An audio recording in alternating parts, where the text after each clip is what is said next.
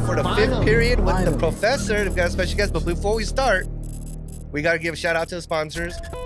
Yeah, Manscape, Manscape, man. Yeah, yeah.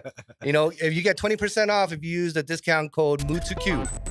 MU2Q for 20% off discount code. 20% off. Shout out to Don Rubens. The closest to Mexican food, authentic Mexican food you get in Saudi Arabia. Real talk. Yeah. Shout out to Streetwearplug. You know, if you want all the hot kicks, if you want the most authentic, you know, Jordans, you know, I love Jordans. Yeah. You know, you guys shout out to Streetwear. Yeah, I'm a sneakerhead, man. I'm a sneakerhead. They have the best deals here in Saudi Arabia. Hit them and up. Shout out to Object for the Object Bear and our props.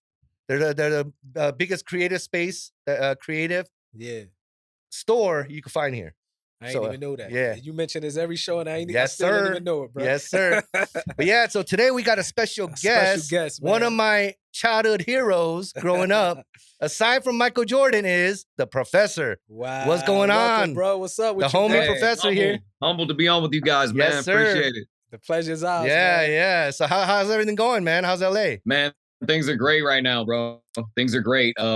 You know, just had a Netflix and one documentary drop. Yes, so and congratulations. Yeah, on and the hustle or just hustle. Yeah, exactly. Yeah. Thanks so much. And, and it's working on a bunch of campaigns. We're about to announce the studio, which MUTAH came up to and debuted for us. Yeah, so, I'm a little angry about that because I wasn't there. You know, I wasn't able to join y'all, dude. If anybody, I'm the one who wants to learn some lessons from you. You know, he's a big fan, man. So when he was telling me about you, he kept saying, "Man, you gotta hit up the professor. You gotta hit up the professor." I know you from your face and just on the basketball court, but I didn't know your name was the professor. So when Q hit me up, I said, "Okay, man, this is what we talk about." Q. What's funny is I hit you up on your Instagram, but you get so many DMs, you know, and my Instagram doesn't stand out, so he doesn't see my stuff. So I'm like, "Hey, Moo, you got to hit him up for me." And as soon as he did, like literally within 24 hours, hey, he hit me back up. And I was like, "Bet." That was a blessing, man. That was amazing. But it's all good though, because now we homies, you know, like. Yeah, absolutely. And next time you back out, we'll have you through. The trip was though, I just watching a Vlad TV interview with MUTAH on there. So like when it popped up, I was like, oh crap. Like literally it was like I watched the interview. Straight to the DMs. He like, yo, want to have you on the show. So it was crazy how it worked out. Perfect timing. Yeah, I'm glad. Thank you for that, man. You one of my faves, dude. I remember growing up watching N1. Like I had the N1 mixtape. I don't think you can know how to play basketball though, bro. I no, you see, I could, but I was the one that was good at just passing the ball. But now everybody got to play a part. But I'm talking about like Magic Johnson, like you know, like. Jason Kidd passing, you know, like Steve Nash type passing. Nah, I saw you on the court though. He got a little something, bro. Yeah, but you got to break his ankles, bro. You got to break his ankles one time. Yeah, I've never been able to break ankles though. Yeah. So tell us about the N1. I want to know more about the N1. I didn't get to watch the documentary, the Netflix series. Sorry, Q checked it out. You know what I mean? As soon as I saw it pop up, I'm like, watch it. You know, had to check it out. So I want to know more about how did this series come about? Yeah. So 20 years ago, actually 19 years ago, actually I should go back even further. So about 98, N1, the clothing company, had been going on for like 5 years at that point. And basically it was like a athletic brand, you know, basketball apparel and sneaker brand. Mostly t-shirts though. And, and what happened was they were in the NBA. They had worked their way up. They started out by passing out these trash talk t-shirts in the hood. Yeah. And basically it was like it's like slogans that say like your game is ugly as your girl. Yeah. I remember the shirts. Yeah, it was like pray you don't have to guard me, stuff like that. So they worked their way up to the NBA. They got the sneakers endorsed by Stephon Marbury. Yeah. Stephon Marbury was rocking an NBA game, like debut game, like broke his ankle in the sneakers. Yeah, so like literally. Bad look for them. Wow. So they had to go a different route, and they got a hold of some highlights of my OG teammate. Shout out to Skip to my Lou. Yeah, Skip to my Lou. He's the only one that actually made it to the NBA after the N1. Okay, I didn't know that. Yeah. Okay, go ahead. Sorry, my bad. No, you good. So Skip was a beast, and they got a hold of a VHS tape of him hooping at Rucker Park when he was like 16. So at the time, he's like, I think he was like in his early 20s, but the tape is when he was 16. So they put together a compilation tape and they put like this dope, like unreleased music over the top of it. And it was kind of like the perfect marriage of hip hop and basketball. and they call it And1 Mixtape Volume 1. It's basically Skip killing people at Rucker Park. And it basically introduced the world to like that style of street ball, you know, where the crowds are like on their feet. They can't wait for somebody to get embarrassed. You know what I mean? Yeah, Rucker Park. You know, I visited Rucker's Park back in the day, man. That's in your hood. Yeah, no, Rucker Park. That's in New Jersey, right? Is this the one in Harlem? No. Which park is in Harlem? Like above the rim. Yeah, above the rim is Harlem, I believe. Yeah. Harlem's on 155th. But we got a Rucker's downtown. Yeah. Yeah, 155th. And as a matter of fact, it's crazy watching Above the Rim because it looks so different back then, the same park. Because they shot Pot thing in Above the Rim. Yep. That's dope. Yep. With Omar Epps, right? Was it Omar Epps? Love that. No, it wasn't Omar Epps. It was who was in Above the Rim with him? Damn. Nah, it was 20 years. No. Yeah, that's when he had the cut on the face. You know what I mean? Yeah. Marlon Wayne was in it. Yeah, and that dude from the Real House of Husbands or whatever. You know, you're talking about Dwayne Martin. Yeah, was it Dwayne? Yeah, he was in the it. main character. Yeah, he was in it. Yeah, not Omar Epps. It was Dwayne Martin. That's right. Yeah. Rucker's Park was, man, it was known back in the day. You know what I mean? Yeah. And the rappers at one particular time, they used to have these teams. You know what I mean? So that's big, man. So you the OG there. When I started really going to do some research, I said, man, he still look young, but you've been rocking it for 20-something plus years. Yeah, from Portland, Oregon. It's humbling, man. So basically from there, they picked up the mixtapes. They had such a cult following. The ESPN picked it up as a TV show in 2002. Yeah, I remember that. Wow. And in 2003, they had like a nationwide contest where they were looking for new talent. And I was just a fan. You know what I'm saying? I've been supporting since 98. I'm culturing And1. I'm wearing the tees. I got the shirts. I wear that even to school for like my casual outfit. You know what I mean? So I just went and just tried out when they came to my city. They had like these open tryouts before the game. And so I was like out there killing it. People was like going crazy. So then they invited me in the building. Next thing I know, I'm playing against my idols. But I went through this whole reality show. It was themed after Survivor, the first reality show. And basically they narrowed down the talent and they picked one person at the end of the summer to win a contract. And so I won. Because for that, you had to actually go on the tour to different like states, to different basketball hoods. Not courts, hoods, and play against their top, and then stuff like because that. You got to get the hood. Yeah, you got to. One of the things I like, of course, the culture of hip hop. Even though I don't listen to music, but it also has a culture, and basketball is one of them things that's also a culture that it breaks stereotypes and it breaks that barrier of racism. Yeah, you know what I mean? Because I'm sure you coming from Portland, now you going to different hoods that. And back then, as a white kid, too, you know what I mean, and going predominantly black, athlete going to the hood, and people accepting you because you one of them. You know what I mean? It's not about your color; it's about what you bring into. So a lot of times, these things break stereotypes. It bridge gaps. It bring people together. So, but did you have any things where you would say that made you uncomfortable going to some of these hoods?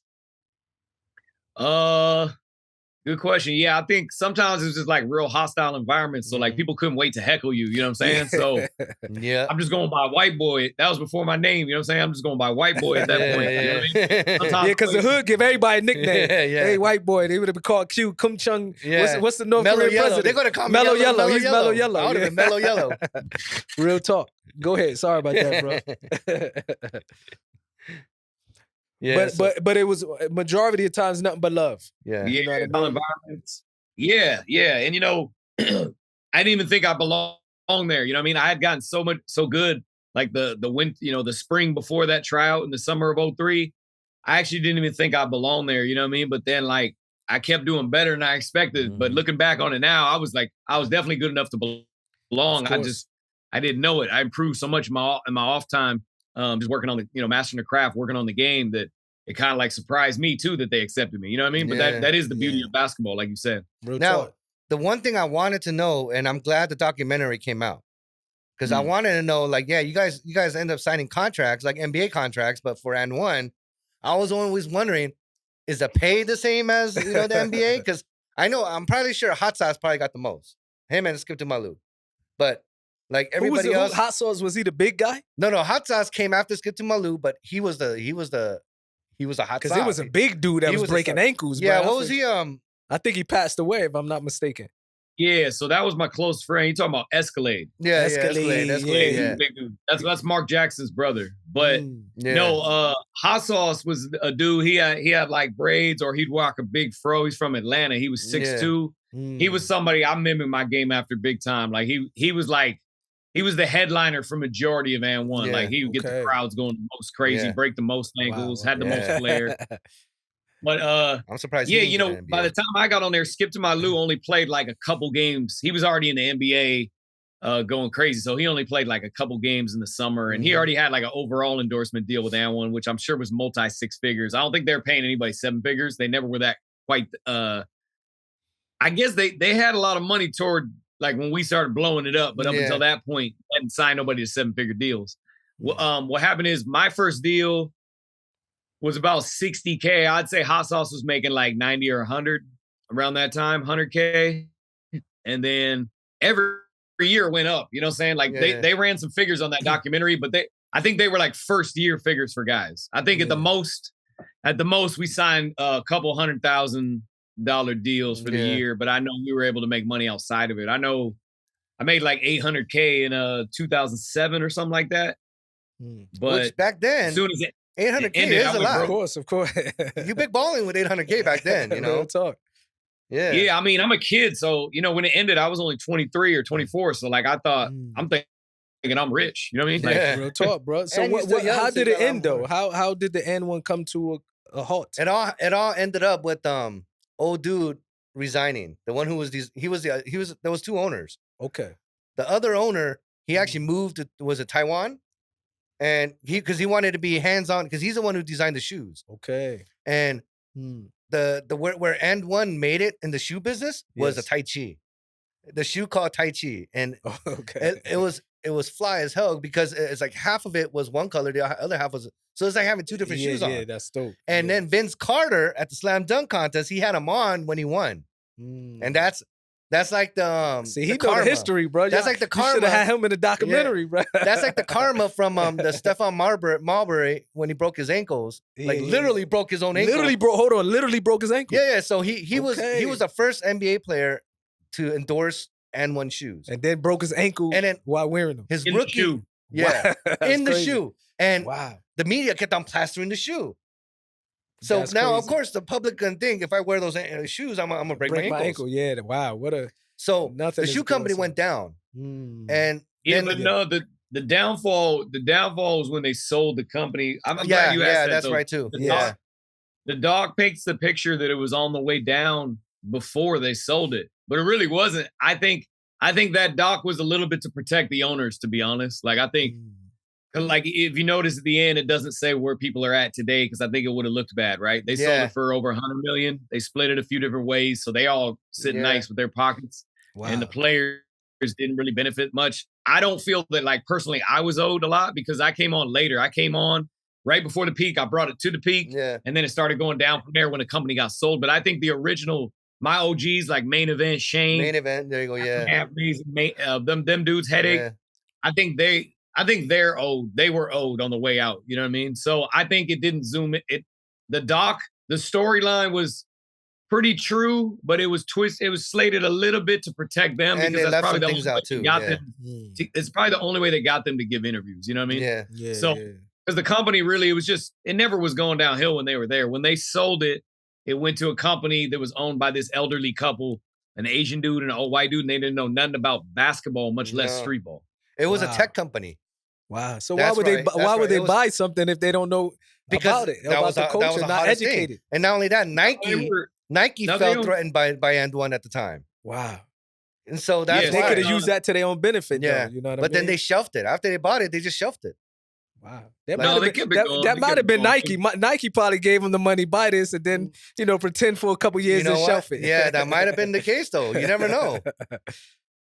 Yeah, I mean, I don't know. The info we were given was bought out by American Sporting Goods, which owned like 8 brands at the time. They owned Asics. They had they had Converse for a period of time, and so like they were in clothing, and they had their own factories overseas. So what happened is they started making in their factories, and then they started releasing AND1, kind of like frumpy stores. They're not the cool kid stores. No longer in Foot Action, no Foot Locker, no East Bay.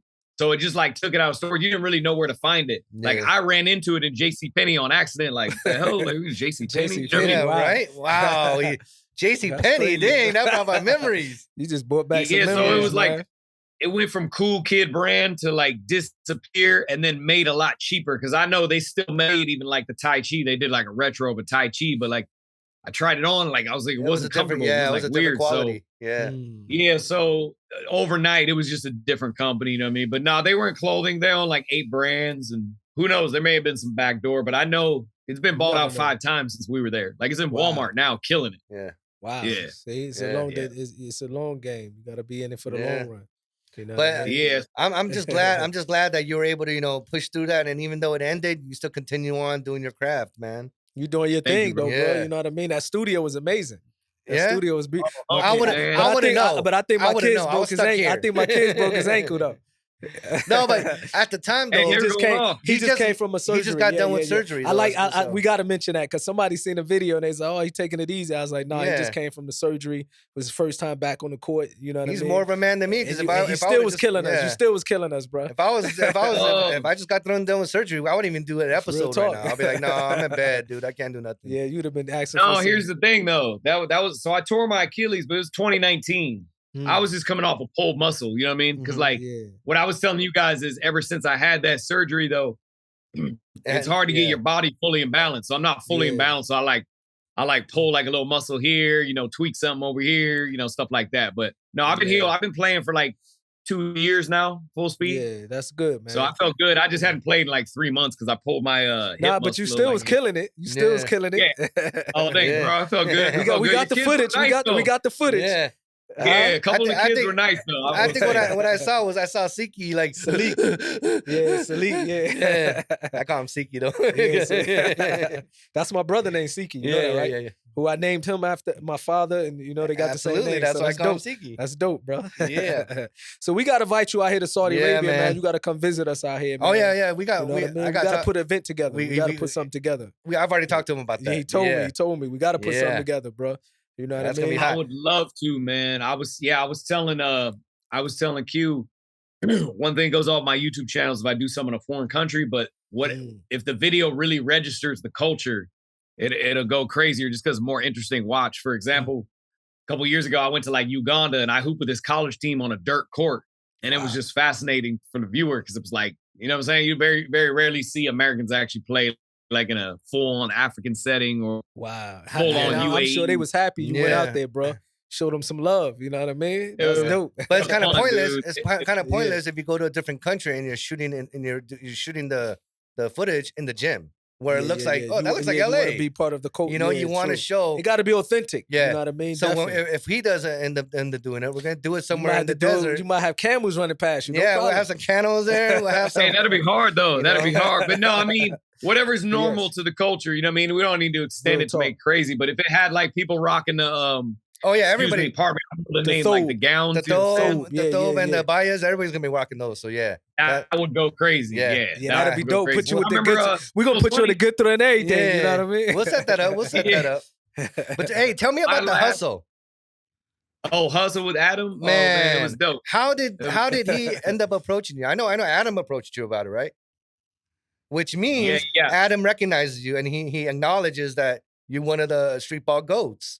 Wow, dope. And that's what I was so proud of. Adam Sure, that's another legend right there. Yeah. He's funny as hell. He's a comical. And the good thing about him though, he doesn't let his status in Hollywood get to his head. He's actually a really down to earth person. Dope. In person too. Dope, and he had our main chick, Queen Latifah, playing his wife. So that was what's up. You know, I grew up with Queen Latifah. Yeah. Not grew up with her. She's older than me. She's older than me. Yeah, she's very close to my family. Yeah. Oh, she was. Yeah, she's from Irvington. She's from Irvington. She's from the hood. Yeah. Oh, so she was one of the first. Wow. She was one of the first that I watched make it out of the hood. You know what I mean? Yep. So she was very close with one of my cousins.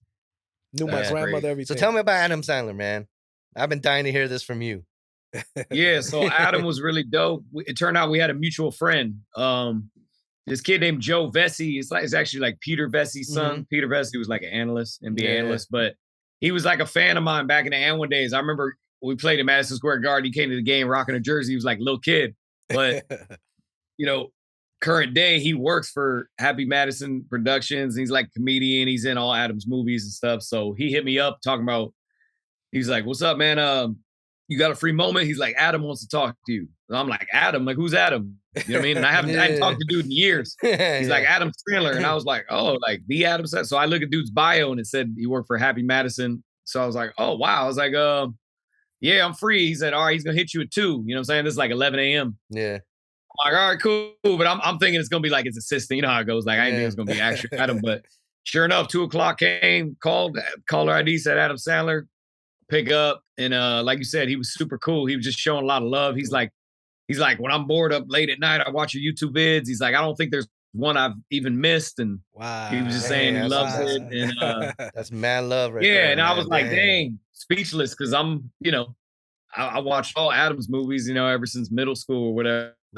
He just told me he was working on a movie he's gonna do in a year. He's like, maybe we'll write you a part in it. And I was like, I took it with a grain of salt because all we did was talk hoops. I thought he was just being nice. Yeah. But then you thought it was Hollywood talk. A year later, he did. You thought it was Hollywood talk. Huh?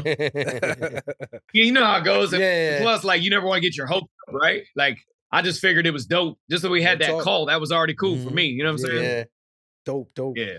Yeah, Adam Sandler. I gotta watch it, bro. I gotta. You still haven't watched it yet? I didn't watch it yet, man. But Q cried on the movie. After he watched it, he cried. Let's keep it real. I ain't gonna lie. He shed some tears. I had a teardrop. I asked him on one of the episodes when he was telling me about the show. When you told me about the show, did you tell me he was in it? Yeah, I think in the show I even said the professor was in it. The professor was in it. Then I was like, man, did you cry? I'm joking. He's like, yeah, I did cry. I ain't gonna lie. I shed a tear. No. So I gotta check it out. Definitely. Yeah. That was the way it came together was crazy. Like, and one thing that was interesting about that movie was it got received so well. Usually when there's a sports movie, like the critics, like Rotten Tomatoes and all that, they kind of frown upon it. Like it's not real cinema. But it got like a 92% Rotten Tomato and 93% fan rating. And I was like, wow, that's tough. Especially for a sports especially Rotten movie. Tomatoes, they rotten. Yeah. You know, they don't get nobody love. Yeah. I know. I mean, shoot, I think when Remember the Titans came out with Denzel, yes, they even gave them a bad score. Wow. But Remember the Titans ends up being one of the best football movies you'll ever see. I gotta watch it. Yeah. I gotta watch it. I cried in that one too. I ain't gonna lie. I cried in that one too. Yeah, even Above the Rim and all the hoop movies. You know what I'm saying? Like the only one I really remember getting well received was Hoop Dreams, the documentary. That's right. Yeah. That one went crazy, but like Above the Rim, White Man Can't Jump. Man Can't Jump. I heard they're gonna even Uncle Drew. I heard they're gonna redo White Man Can't Jump. White Man Can't Jump, right? They're supposed to be redoing that. They're supposed to do a remake of that. Yeah, I think they actually shot it already. I just met. It's funny you said that. I met the director last week. I was at some shoot. They wanted me to do a campaign. I was doing some videos with some NBA players, and like we were advertising the upcoming season. But we were on a commercial set. That's how I had access to the NBA players. And I guess the same dude who directed White Man Can't Jump was directing that commercial or whatever. And I met him. And I was just saying what's up or whatever. But it's a new time though. White men can jump nowadays, brother. Like the new generation ain't gonna understand that. That's like back in the day, you know, and not when we grew up, it was rare to see like a white man that had hoop that can ball, or like that had dance move, that had rhythm. Because you know what I mean. Now this is norm. So the new generation might not get it. Like what you mean? Even rapping. I mean, back then in the 80s. Now we got Eminem. Yeah, that's what I'm saying. He loved Eminem too. I gotta mention Eminem every show. But who's your all-time? Who's your all-time greatest? You would say basketball player. Basketball greatest. Come on. Talking about basketball players? Basketball. Oh man, you talking top 5? Yeah. Let's go top 5. Let's go top 5. Top 5. I like. If I was going by position, I would go Magic at the 1. Jordan at the 2. Yes. Wow. I knew it. I would go Kobe at the 3. Braun at the 4. And Shaq at the 5. Okay. Wow. That's 4 out of 5. 4 out of 5. Because people usually don't give Shaq his props, man. So 4 out of 5. Yeah. You know what I mean? Because I could have said Kareem would still be a beast squad, but I think like the funny part is people forget if you put Shaq on there, you got to change your whole defense. Like you gotta make the game about stopping Shaq. You got to get tougher. Such a dominant. You got to get tougher. You know? Yeah, he definitely for sure. Yeah, he like just made it unfair. But I think like that top 5. I'm not mad at anybody who puts Tim Duncan. I'm not mad at nobody who puts you know, Kareem at the 5 or even Bill Russell for winning the most chips, or even at the point guard now, if you got Steph Curry in the top 5, I'm not mad at that either, because he's a beast too. So I think babyface. I think there's about 15 dudes. There's about 15, 20 dudes you could put in that top 5 and still be all right. You know what I mean? You know, I was arguing with my kids about LeBron because, to be honest, I don't think I ever really watched him play because it was just something about him that I wasn't really feeling. I was like, man, same with me. He too something dry. But then, when I sat down, my kid, my son Muhammad and Salik in the summer, they was like, but Dad, this guy, look how he's built. For example, he's built like a football player. And let me show you. They put on some YouTube videos, and he gained all my respect, bro, because he moved like a little guy. You know what I mean? Like, he moved like a little guy, built and slant. Like, so after that, I was like, let me stop talking bad about LeBron, man, because he killing it, bro. Q don't want to hit it, but we got to be just, bro. We got to keep it real. Q don't want to hit it. But the way he moved, the way his body type is, and he's still like, man, he's killing it, bro. Yeah. You got to give him his props. No, I mean, he got to give him his props. He does have game. He got game, bro. But not to the status of Michael Jordan that everybody's like, you know, arguing about. I still think Jordan number one. That's why, that's in my opinion. Like, I think he's a good b-ball player. Yeah, he's definitely. He's the best in the league right now. The way he's moving with that body type, bro, he killing it. But he's not best of all time. That's all I gotta say. I wouldn't say that. I still. Yeah, I think people don't even really know how to define him, to be honest, because like I said, Jordan and Kobe was 6'6", he's 6'9", right? So he guards every position, could play every position, and then he don't really have a pretty game. That's what hurts him. He don't really have a pretty game, but he does get better every year. Now he shoots 5 feet behind the line. Like, wow. I wouldn't put him over Jordan either for the best of all time. But he's one of the greatest, right there, though. You know what I mean? He is right there. You got to give it up. Right behind Jordan and Kobe, because even his shot now, he's a better three-point shooter than Jordan is today. Wow, like right now. You know what I'm saying? 6'9", built like a football player and moving. Yet he's weaker than Michael Jordan and Kobe. The reason I say that, everybody knows that LeBron doesn't play defense as much. Yeah. You know, that way he could save his energy for the offense. Yes. Michael Jordan and Kobe, they're doing both. They're running up and down nonstop. They smaller 45 players. minutes, they 50 were minutes. smaller players though, bro. You know what I mean? Yeah, I mean, well, I don't know. But then now that LeBron. Huh? LeBron locks up, bro. He's a defender, but the thing is, we're in a different era too, where it's like point guards don't guard point guards. You know what I'm saying? Like they say, hey, we're gonna like people are more smarter about their energy conservation, which in a way is like it could be viewed as kind of like soft because back then they went head to head. Yeah. But like today, like it can be smart though. It could just be a smart way to play the game, like boxing. Like when people look at Floyd Mayweather, they look at it. They claim he was a runner, but if you look at Floyd Mayweather fights, he just fought a smart technical fight. You know, he said the name of the game is to hit and not get hit. Yeah, that actually Muhammad Ali is the one who started that. Yeah, old school boxers don't like that because they just go head on and just don't. Just keep hitting each other until one of us goes down. Yeah, they evolve. The sports back in the day, it was more about like just going head on for the smoke. Yeah, you know they just want smoke. We dying in the ring. Absolutely, yes. I know. But LeBron though, you know, when he gets to the playoffs though, he locks up. He's usually on the best player. So I won't say he can't defend, but I would say Jordan and Kobe were special defenders though. Like even like Jordan was always guarding the best player on the other team, and then Kobe even like he'd lock up Kyrie Irving one time. You know what I'm saying? He guarded point guard the whole game. So you know a lot of people. What you think about Mike Bibby, bro? He don't get his Bibby? Yeah, Mike Bibby was a beast. Yeah, he was a beast. He was a super beast, and it was trippy too because Jay Will was like one of my favorite players of all time. And then I remember he replaced Jay Will. Yeah. But it's crazy because he didn't have the flair that Jay Will had. He was like better. He took sack to a different level. You know what I mean? And I think he doesn't get a lot of respect that he deserved just because it was such a short time period where he was killing it. I think was it injuries or something took him out. Kept on coming on. Yeah, but he definitely was a beast. Yeah. You know what I mean? He was. He was. I know that's your homie, right? Yeah, that's my homies. But I ain't biased. You know what I mean? We ain't biased. Yeah. We talking a real game of sport. And he understand that. One thing about Bibby, he keep it real, man. You know what I mean? He's gonna be the guest. He's gonna be one of our guests. You know what I mean? Well, this is the basketball month, so we're talking all basketball this month. Starting with you. Yeah. And we're gonna see who come after. Yeah, we got started with the professor, man, the OG. Hey, humble, bro. Man. Humble, man. We appreciate that. Like the interview king, man. You know what I'm saying? I've seen them all. I've seen the art of dialogue. Vlad TV. I don't know what. There's like 5 outlets. Yeah, I did a good 5. I did some when I was in LA this summer. I knocked out a good 5 interviews. You know what I mean? Cam Capone but was one of you them. be having them sound bites though. Like you'll say something about Tupac we never heard about. Yeah, I know. Yeah, I keep telling him he got to save it for our podcast. But nah, it's all good. It's all because our podcast we talk about so many different. And topics, what's going on right now? Yeah. And these places, they really want me to come on it. And I know that they really want to hear some pot stories, but I try my best to put a positive message in it at the end. You know what I mean? But man, to close it out right. Professor, man, I really do appreciate you coming on, man. Appreciate you, bro. This was awesome, man. And the next time, I'll be in LA. Don't worry.